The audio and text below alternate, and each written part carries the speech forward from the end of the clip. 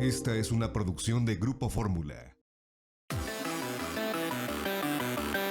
La agencia detrás de la noticia tuvo la primicia vía Zoom de presentar el libro México frente a su crisis, el reto de la cuarta transformación, del doctor José Luis de la Cruz, director del Instituto para el Desarrollo Industrial y el Crecimiento Económico, un reconocido experto con gran talento y capacidad para comunicar con sencillez la complejidad de la economía y las finanzas del país y el mundo.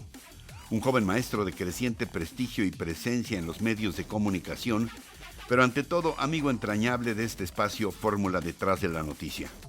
En esta charla de presentación de su libro participaron junto con José Luis de la Cruz la periodista Sofía García Guzmán, especialista en comunicación y relaciones públicas, conductora del informativo Fin de Semana de El Heraldo Radio y quien fungió como moderadora. Participaron igualmente periodistas con importante trayectoria en la academia, medios impresos y audiovisuales como son José Buendía Hegewich y Alejandro Jiménez, así como también el doctor Arturo Oropesa, investigador de nuestra UNAM y vicepresidente del Instituto para el Desarrollo Industrial y el Crecimiento Económico en la especialidad de temas globales, integración y comercio internacional. En esta primera parte escuchemos al doctor José Luis de la Cruz en la presentación de su libro. Muchas gracias por la compañía, Ricardo, José, Arturo, Alejandro, Sofía. Fundamentalmente la idea de este libro lo escribí porque duele ver a México inmerso en crisis recurrentes, en crisis que parecieran no terminar y que no solo son sociales y económicas, también hay una crisis de identidad nacional. Hoy hablar del interés de México pareciera atentar contra la globalización. Y en ese sentido, desde mi punto de vista, el Estado mexicano tiene una deuda con su sociedad, una deuda que va desde la precarización de la vida económica, de la convivencia social, hasta del sistema productivo. No podríamos entender los problemas de pobreza, de informalidad, sin tener también en claro los problemas que enfrentan las empresas mexicanas, desde los micronegocios hasta las grandes empresas, que desde hace 40 años fueron dejadas a su suerte y a competir con empresas transnacionales que son fuertemente apoyadas por sus gobiernos, por programas de política pública, de política industrial.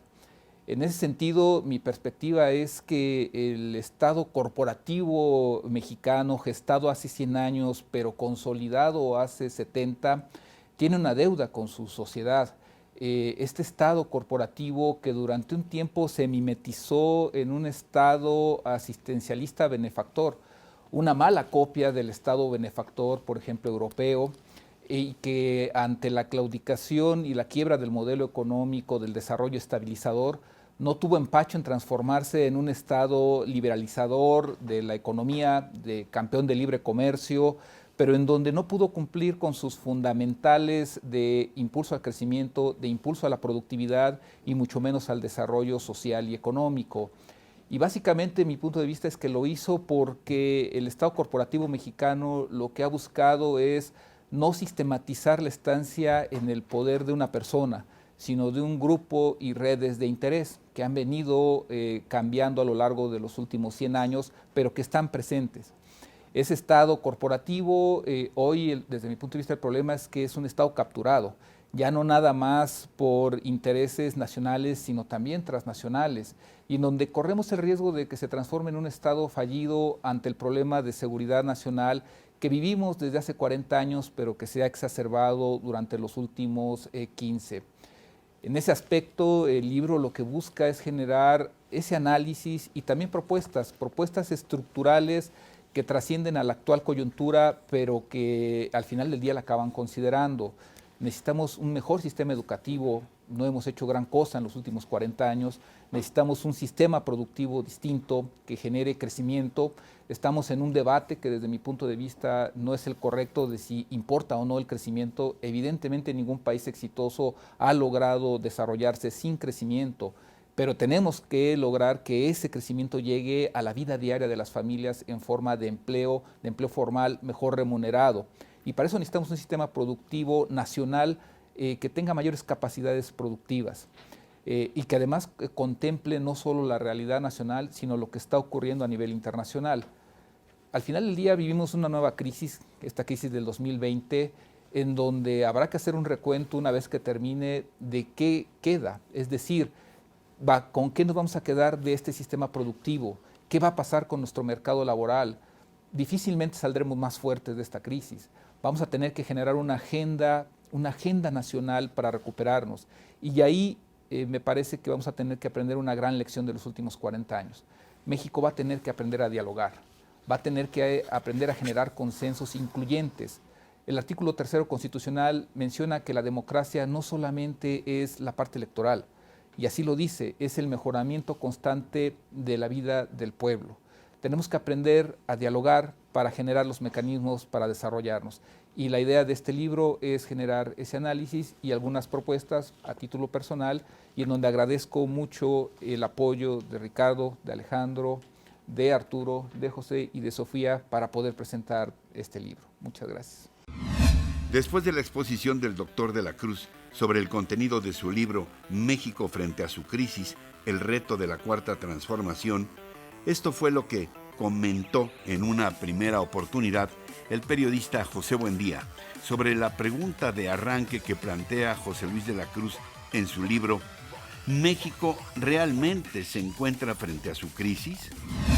Lo primero que me gustaría decir es tratar de situarlo. Este libro, y José Luis me corregirá si me equivoco, justo lo comenzó a escribir después de la llegada de Trump a el poder y se publicó antes de la crisis del COVID, por supuesto, y de la ratificación del TEMEC. Creo que empieza con la pregunta correcta. ¿Qué es lo que terminó con el triunfo de Donald Trump, con su llegada a la presidencia? Y me parece interesante que él no duda desde el primer momento en decir que lo que terminó fue la idea de una integración o de la integración o de una globalización basada en el comercio. Recuerda, y ahí sitúa dos momentos históricos claves, no solo la llegada de Donald Trump, sino también el cambio en Gran Bretaña con el Brexit, que dos de los adalides del libre comercio en las últimas 3 décadas, un cambio de perspectiva que le sirve para tratar de ir siguiendo y proyectando qué es lo que y cómo va a modificarse, en el que el libre comercio, el dogma de los últimos 30 años, supeditado solamente a el libre tránsito de mercancías, estaba agotado y estaba muerto. Y la nueva perspectiva hablaba de comenzar a supeditar este libre comercio a la producción interna, la recuperación de la idea de la industria y las manufacturas como la parte central para la creación de riqueza. Hacer América grande otra vez, como propuso Donald Trump, no solamente era un eslogan de campaña, sino un proceso estructural mucho más profundo que se estaba manifestando en la llegada del presidente norteamericano. Y de fondo, ese proceso mucho más profundo, la modificación de las reglas de la globalización y de la distribución de la riqueza o de los beneficios que no había llegado en el anterior modelo. Más de los conceptos que aborda el doctor José Luis de la Cruz en su libro México frente a su crisis, el reto de la Cuarta Transformación, luego de una pausa. Gracias por continuar con nosotros en esta presentación del libro del doctor de la Cruz, México frente a su crisis, el reto de la Cuarta Transformación. Seguimos escuchando en su comentario al académico y periodista José Buendía. Algo que me parece fundamental es que después de haber delineado este nuevo reto, el primer apunte de José Luis es decir, cuáles son las lecciones no aprendidas. ¿Qué es lo que no aprendimos en este país con el viejo modelo del Telecán, del Tratado de Libre Comercio con América del Norte? México todos lo sabemos, cada vez es un consenso más extendido, fue no solamente el favorito del Fondo Monetario Internacional y del Banco Mundial, el alumno estrella que cumplió con todas sus recetas, sino que además se entregó a una apertura dogmática que se convirtió casi en un asunto de fe. El libre de comercio para México era casi en automático: crecimiento, empleo, progreso y bienestar. Sin embargo, dice José Luis, en esta nueva hora, una de las cosas que no hicimos, de las lecciones que no aprendimos, no sé si quiere decir, y no sabemos si las vamos a aprender ahora, es que sin una planificación y un diagnóstico claro, es muy difícil evitar el riesgo de que nos continuemos, José Luis lo decía ahora en su presentación, con las inercias del Estado corporativo y capturado, que hasta la fecha, e independientemente de las alternancias y de la democratización que hemos vivido en los últimos 20 años, no ha modificado las reglas del juego político en el país. José Luis es, generoso, dice que la clase política mexicana no ha errado en el diagnóstico, ni antes ni ahora. Sin embargo, tiene graves problemas de implementación. No sabe ejecutar. ¿Por qué? Porque la ejecución choca con corrupción, falta de Estado de Derecho, con la dificultad de identificar el interés nacional. Y solamente cierro con esto, tomando su último comentario. Él decía, México, eso decía en su página 295, no puede depender de la decisión de un solo hombre o de los intereses de otra nación, refiriéndose a Estados Unidos. Necesita aprender a dialogar y a debatir para identificar ese interés nacional. Y la pregunta con la que cierro este comentario es, con el ambiente de polarización y enfrentamiento que estamos viviendo, José Luis, ¿dirías que vamos camino a aprender esa lección o vamos a quedarnos, como en la página 267 de tu libro, con una lección todavía no aprendida? En respuesta a la primera gran interrogante que se plantea en su libro el doctor José Luis de la Cruz, ¿México realmente se encuentra frente a su crisis? El también periodista Alejandro Jiménez comentó lo siguiente. Gracias a José Luis por la invitación para poder estar este día con ustedes. Una de las cosas que yo agradecí mucho de este libro, José Luis es alguien que ha sido un divulgador de la economía. Muchos de los que habíamos estado lejanos a estos temas aprendimos a estar cerca de los temas y aprender y saber más de economía gracias a José Luis, gracias a que puede aterrizar esa facilidad de comunicación que mencionaba Ricardo hace rato, la tiene José Luis y todos hemos abrevado de ella. En este libro me llama mucho la atención que además de su faceta como economista, encontramos que arranca con un ensayo político. Es ya también un trabajo de política, donde empieza a concatenar lo político con lo económico. Empieza con un ensayo político de este Estado capturado y lo explica por qué. Sigue con un diagnóstico de crítica económica, pero no se agota ahí. Pasa a un diseño de política pública, que es lo que se agradece, no nada más todo está mal, nada funciona y bueno, pues voltemos a ver al extranjero para buscar. Él apela a una solución a la mexicana para poder superar todos estos problemas. Comienza con un diagnóstico que es completamente desolador de lo que han sido estos últimos 40 años en materia económica. Este olvido de la educación, de esa cooptación de sindicatos y de manipulaciones políticas que han rezagado la educación en temas tan vitales como la ciencia, como la tecnología, como las matemáticas, que son vitales para que podamos tener investigación, podamos tener desarrollos tecnológicos, podamos tener innovación propia, no solamente estar dependiendo de la del extranjero, y la ausencia del fomento a la industria mexicana. Unas veces por cuestiones ideológicas, del libre mercado, como me mencionaba José Buendía, de Ese es el contexto de apertura, de capitalismo y de tratados comerciales, y fuimos más papistas que el Papa y nos abrimos sin razón, cuando otras naciones, las asiáticas y los del primer mundo, estaban cuidando a sus empresas y las estaban protegiendo a una contracorriente de ese discurso neoliberal y aperturista, ¿no? Nosotros fuimos los que nos rezagamos y fuimos más allá en la apertura y en la desprotección de nuestra industria nacional, lo cual hace que solamente el 0.2% de nuestros establecimientos generen más de un 60% del PIB, mientras que el 95% de estas empresas solo generan por ahí del 9.8 según los datos que nos menciona José Luis. Este desbalance enorme que nos ha permitido pues, crecer de manera mediocre, con mucha gente en la informalidad, en la precariedad económica.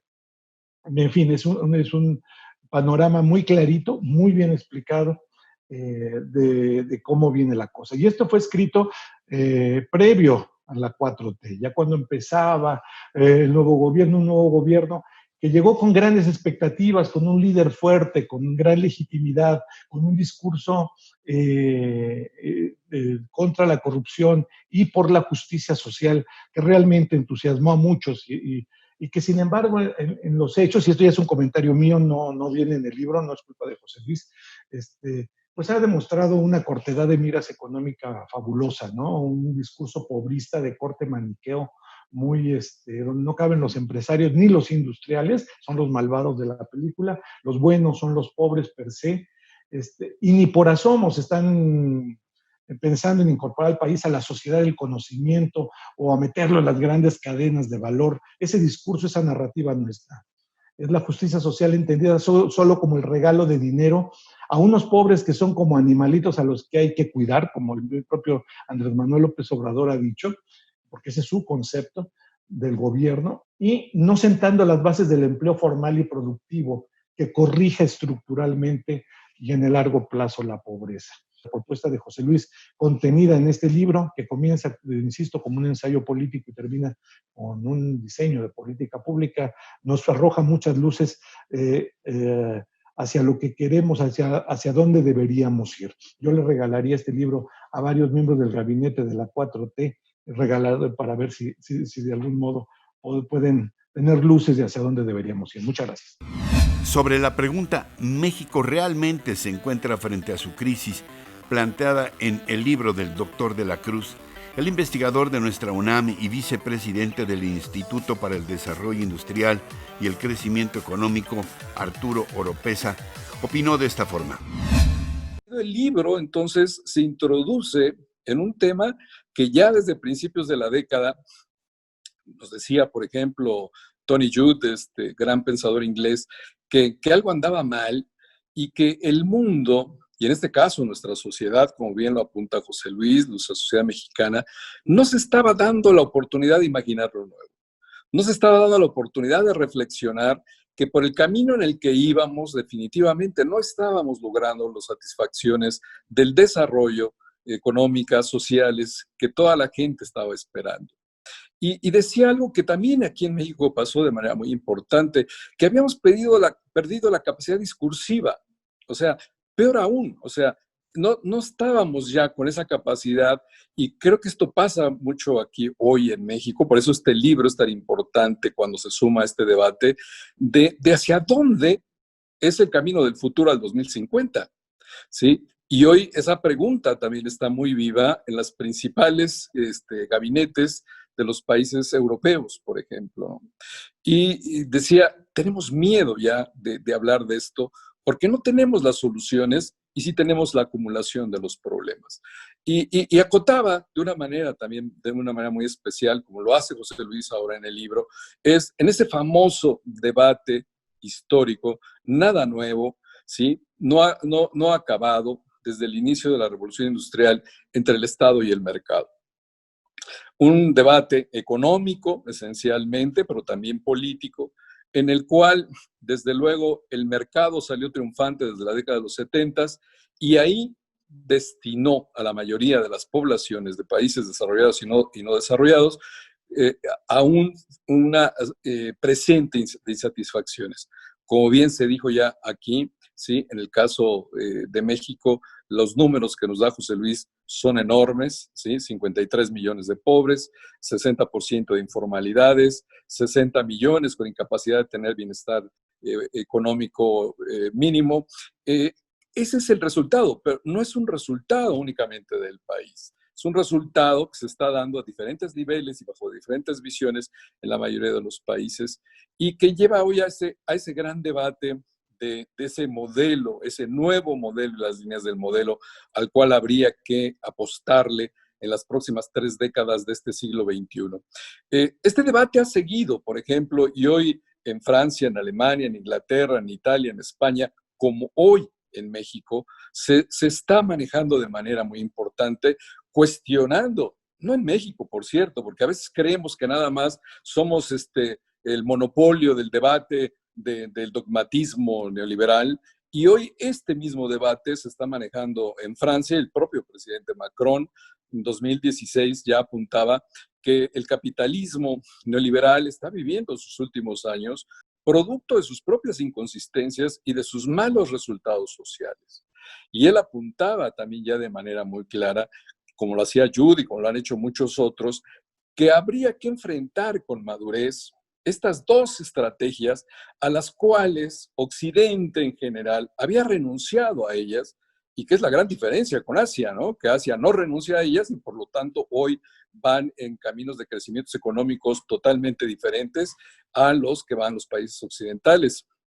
Por ejemplo, este año, nada más por dar un ejemplo muy concreto, China hoy ya va a rebasar el 3% de crecimiento en este año de pandemia, mientras todos los países europeos estarán de menos 5% para adelante y nuestro país también estará entre 9 y 10% de un crecimiento negativo. Al final de esta ronda, retomé algunos conceptos tanto del autor del libro, el doctor José Luis de la Cruz, como de los panelistas, que amablemente acompañaron con sus reflexiones y observaciones especializadas la charla en torno a este libro, México frente a su crisis, el reto de la Cuarta Transformación. Este libro, México frente a su crisis, es un gran ejercicio de libertad, porque José Luis deja discurrir en él ideas muy diversas sobre los mismos problemas.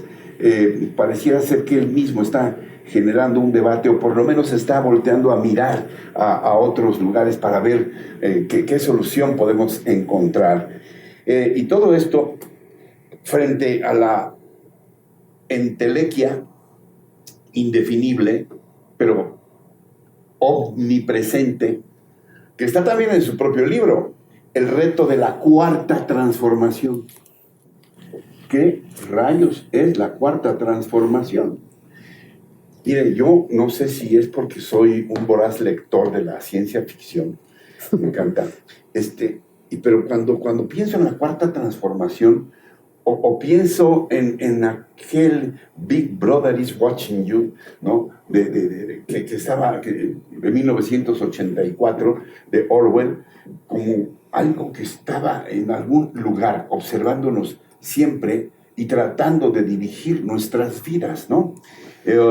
O pienso, no sé si han visto esas películas donde de pronto aparece una nave gigantesca que nadie sabe de dónde vino, pero gigantesca, que está, no destruye nada, pero está flotando sobre una ciudad, y todos nos convertimos en un referente de esa nave. Aquí mis colegas han hablado de visiones dogmáticas, y esto no es un juego de palabras nada más. A ver, estamos hablando también de que esta Cuarta Transformación sea una especie de los 10 mandamientos de la ley de Dios que hay que seguir, o una versión de lástima no impresa del catecismo del padre Ripalda, para que todos tengamos un librito y que sepamos qué hacer cada día. Y esto lo planteo porque la Cuarta Transformación se ha convertido en un referente obligado. Si se cierran las estancias infantiles es en beneficio de la Cuarta Transformación. Si se inyectan gigantescos recursos a petróleos mexicanos es porque así lo requiere la Cuarta Transformación. Si apenas ayer se se redujo en 75% de los recursos para el Instituto Nacional de las Mujeres, que Sofía conoce muy bien porque trabajó ahí de manera ejemplar. Pues es que la Cuarta Transformación lo necesita. Necesita 200 millones de pesos para ustedes que manejan cifras. Me parece, si me permiten, ridículo. Para, como dicen los economistas, no pintan 200 millones de pesos. Pero ¿cómo afectan a tantas mujeres el que no se usen esos recursos mínimos? Cuando estamos hablando de que Pemex está perdiendo, ¿qué? Me atrevo a decir, varios miles de millones de pesos cada día. Entonces, y todo se refiere siempre a que es un dictado de la Cuarta Transformación. Entonces, decía yo que no es un juego de palabras esto del dogma que también mencionaba de manera insistente Arturo Oropesa.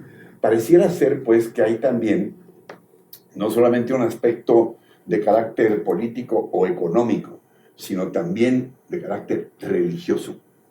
Algo que está ahí todos los días como un referente, pero como una verdad obligada, una verdad contra la que nosotros no podemos ni siquiera discutir, porque o estás con la Cuarta o estás contra la Cuarta, o estás conmigo o estás contra mí. Así llegamos al final de la primera parte de la presentación del libro México frente a su crisis, el reto de la Cuarta Transformación, del doctor José Luis de la Cruz, director del Instituto para el Desarrollo y el Crecimiento Económico. Mañana les presentaremos la segunda y última parte de esta aportación. Encuentra más contenido como este en radioformula.mx.